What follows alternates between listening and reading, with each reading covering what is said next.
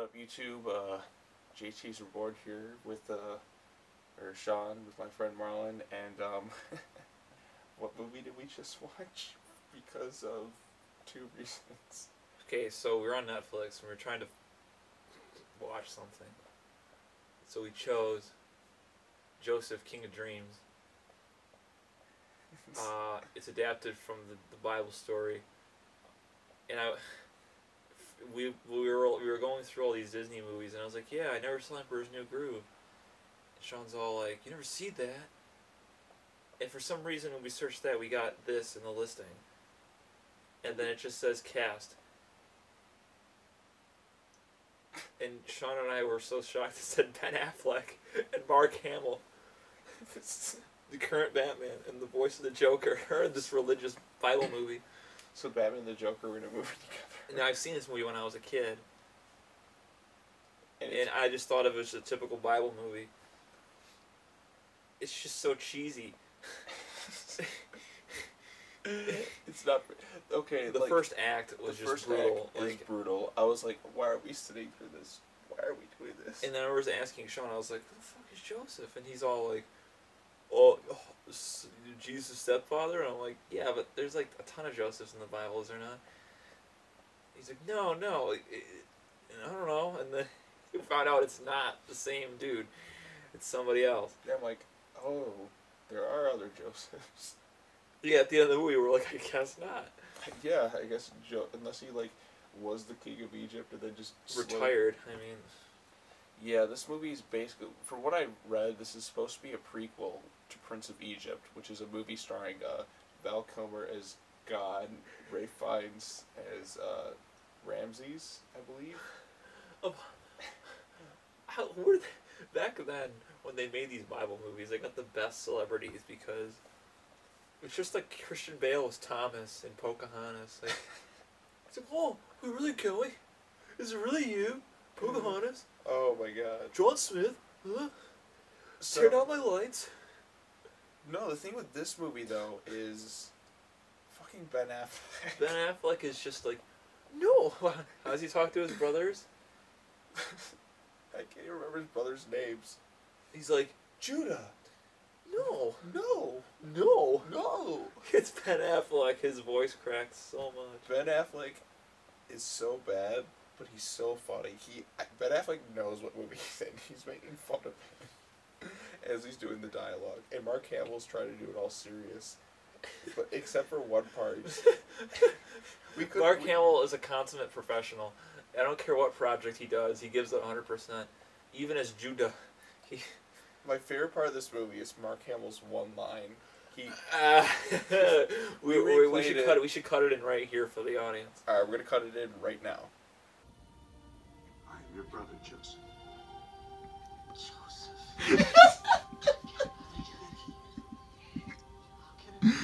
It's just the way he delivered that fucking line. Joseph. I have so much to tell you. Mark Hamill, oh my God. I am your brother, Joseph.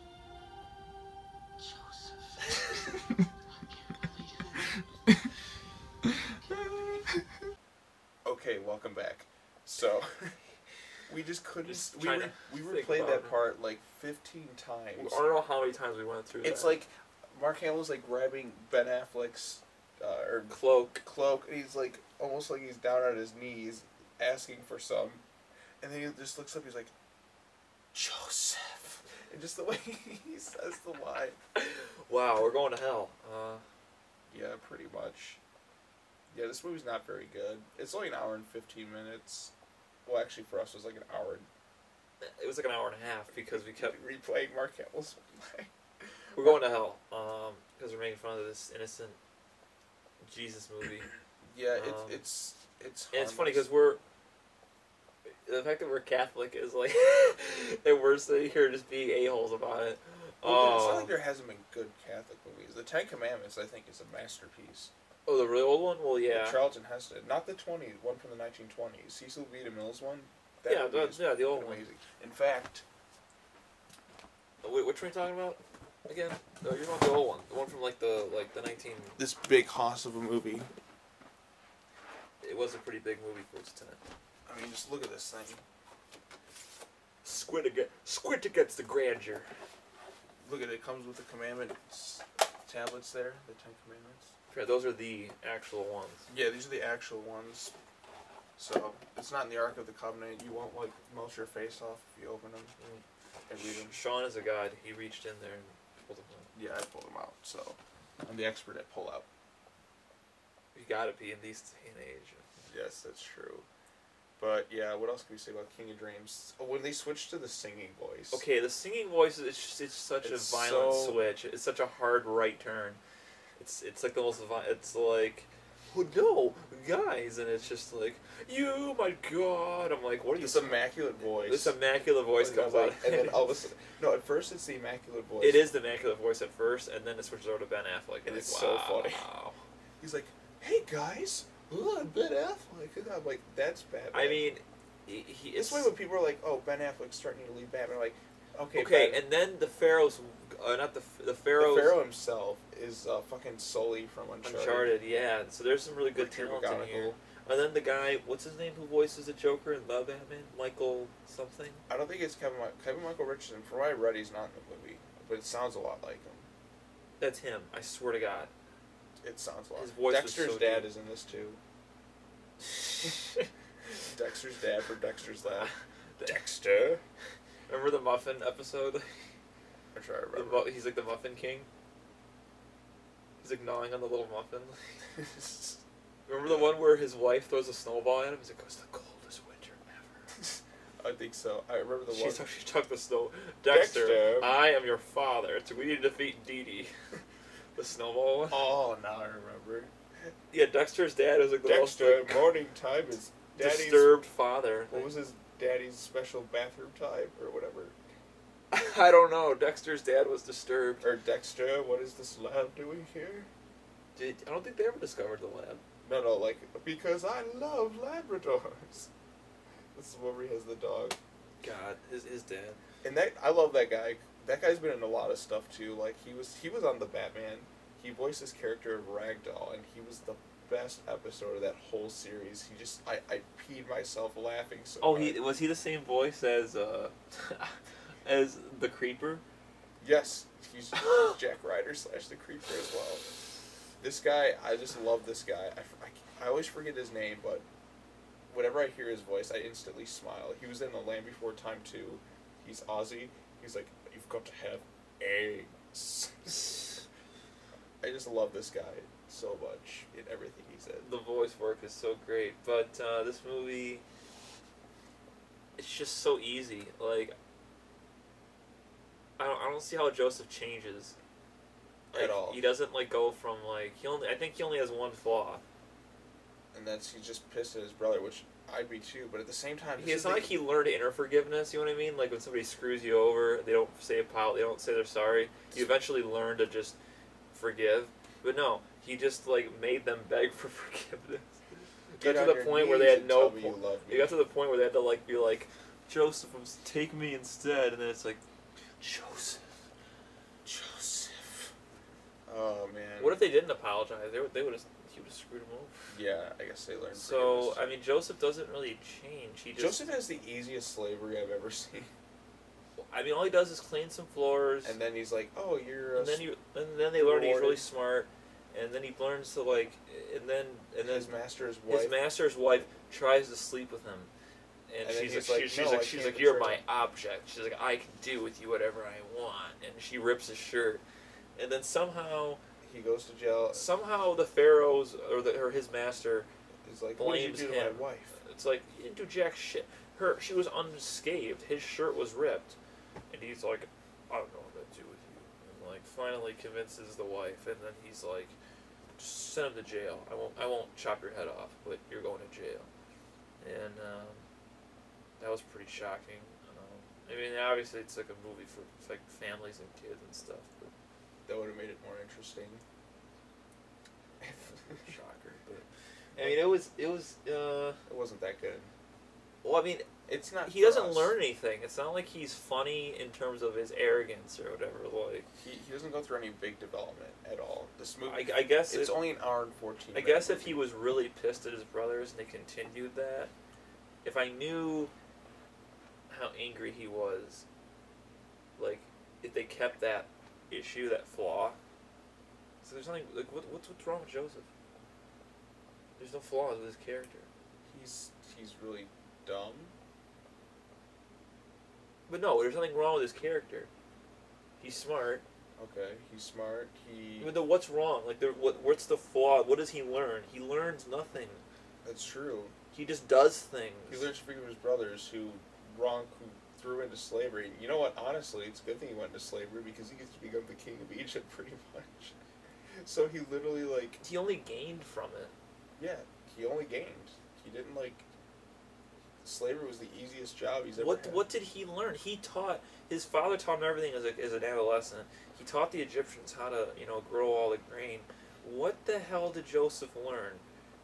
Did he learn forgiveness? I don't know, because it seemed like he was pretty pissed, and then his brothers were like, please, and then he was like, I forgive you. It's not like, it would have been better if there was a theme that, like, his brothers screwed him, and then he carried that resentment for them over the years. Yeah, I mean, he was pissed when Because he how saw mad could he be at his master? He was kind of powerless. So, he had nothing to be mad at his master kind of screwed him, but eventually his master freed him. So, that balanced that out. But his brothers screwed him. So, it took away from his family and his father and his mother. So, with that being said, they should have kept the theme that he was mad at them. It wasn't until he encountered them where that theme happened. And it would have been better if he threw them all in jail. And then his wife was like, even though they don't know who you are, give him a chance to apologize. And maybe he doesn't. And maybe he learns to forgive them all on his own. Maybe that would have been the moral of the story. But no, they just made it fucking easy. It's too easy. It is too easy. Because Mark Hamill's all like, please, Joseph. I mean... That line is the only reason to watch this movie. Yeah. And honestly, like, Ben it's not Affleck, that bad of him. It's just too easy. It's just Easy Street. It's one of those With movies that I'm being never said- going to watch again. Except for I mean, the one yeah, if clip. you're 8. But what's the moral of the story? Don't screw your brothers over? I mean... Don't be an asshole. I don't know. I guess it's always a moral. I of the feel story. like... You know what? Be an asshole. It's great to be an asshole. Just don't rip your purple pimp coat. I mean... He wears this ridiculous purple cloak in the beginning. It's... And then he, like, his dad beats up wolves. Which is funny. At the part... The singing, Ben Affleck's voice acting is just so it's awful. not... What kind of ratings does this movie have in terms of... It says TV PG, because it was straight to video. No, in terms of, like, reviews. Probably, I'd assume mixed. That's, at best, I'd say mixed. Are you looking them up now? I am gonna look it up right now. This is bullshit. Let's go to Google. Yeah, Joseph, King of Dreams. was It's a not movie that bad. It's just so... There's no arc. It's not even a... I just don't understand. Like, what... Movies for ages 5 to 7. That's what it says on Netflix here. Here's the thing, too. 5 through 7. 5 to 7. So we're not even supposed to freaking... This is a movie you put on for your 7-year-old after they come back from You know what? catechism. It's like, alright, Jimmy, there you go. And then they forget about it 3 weeks later because they're going to go see Batman. Okay, I got a 3 out of 5. 96% of Google users like this movie. I think it's like because people forgot about it. It's not like There's Mark Hamill in that now. oh yeah, Ariel the mermaid's in this too. She's This guy is... yeah. There's it's ridiculous. I don't know what to say about this movie. But I mean, it's definitely not one of the worst things I've ever seen. It's just ridiculous. It's not one of the worst. No, I mean it's not total garbage, but it's just okay. Audience score 64%. Critics consensus, no consensus. That's it. That's it. That's it. There's no. Oh, let's see here. A new technical benchmark for straight-to-tape animated features. Oh, the CG. We forgot to talk about the Fails to bring Joseph's brothers to life the way Moses and Ramesses came with the Prince of Egypt. Sappy run-of-the-mill songs drown out any subtleness. making unfair comparisons. Ben Affleck, 2.5 stars. Ben Affleck stars straight to video file The Prince of Egypt. Story Joseph, child prodigy. Yeah. Look at the cast. Ben Affleck, Mark Hamill. Wow. 5 stars. I am 25 and love this film. The animation is so good. Cool film. Well, that's these are some people on. So unless you have nostalgia for it, and if you're like, we went in with no expectations. I mean, I remember seeing this film, but I've never seen it. the cover of the cover is so stupid looking. Like, yeah, it's like one of those generic. Look, I mean, VHS tape covers we had to watch. We had to see. She's holding the cat. That cat barely is in this movie. So it's like in like 2 scenes. Yeah, it's just dumb. Oh, wow. I didn't like this movie except for one part where. I mean, I could say that it was well put together in terms of it wasn't badly animated. There's some parts that were the CG. Okay, the computer 2000 CG they attempted it was just too young for its time. Just they shouldn't have done it. What was I gonna say? Maybe on videotape it would have looked okay because it's kind of like fuzzy. But the fact that we're watching it in high definition is a problem. Yeah. So if you want something better, watch Prince of Egypt. yeah, that's a good one. You know, Because this is a prequel to Prince of Egypt, set in the same universe, the shared DreamWorks Jesus animated universe. I don't know. Yeah, I mean it wasn't terrible. It just I just didn't. Really I just didn't really care for it. I mean, I'm sure we're too forgiving on movies because we've seen such bottom of the barrel stuff. They're like, man, should we even like? we're not hard critics anymore like we used to. I used to be so much harsher. I mean, like The Mummy. I didn't think the Tom Cruise Mummy was total dog shit because we sat through so much worse. we sat through so much sat through worse. King So I Arthur. gave it a okay. Watch on Netflix. Even though it's not very good. When in reality, it's fucking terrible. And they Tom cut out- Cruise is like 50. I automatically like hated it because they took out the screen. That was a problem. That was a problem. Boy, we're getting way off track here. So, anyways, that's Joseph's King of Dreams. Yeah, maybe next time we'll talk about Prince of Egypt or some shit. This is like the most random review we could have chose too. This is somebody's just gonna look at this and just be like, "Fuck, is he reviewing Prince of King of Dreams?" Like, of all the reviews I'm gonna see in my newsfeed or Okay, like so subscription list, It's a good movie for kids. Joseph, King of Dreams. Fuck would I be talking about? We're Joseph, reviewing King this of Dreams? movie. It's happening. Go watch it. Yeah, Joseph, King of Dreams. Not much else to say, but